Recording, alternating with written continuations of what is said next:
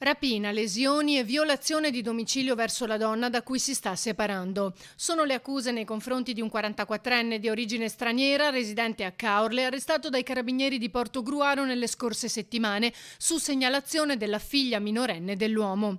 Secondo quanto ricostruito dagli investigatori, poco prima del loro intervento, il 44enne era già entrato nell'abitazione della donna e al termine di un litigio l'avrebbe aggredita fisicamente sottraendole con la forza il passaporto e due cellulari prima di essere allontanato.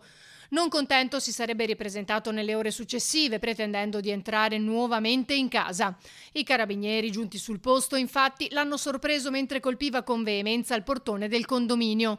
Una volta ricostruito il quadro complessivo e rilevati gli indizi di colpevolezza, l'hanno arrestato. Nell'udienza di convalida, il giudice ha disposto nei suoi confronti gli arresti domiciliari con applicazione del braccialetto elettronico presso la propria residenza. Un episodio non circoscritto, quello dello scorso 15 aprile. Più volte in passato il 44enne si sarebbe reso protagonista di condotte violente e moleste mai denunciate dalla donna.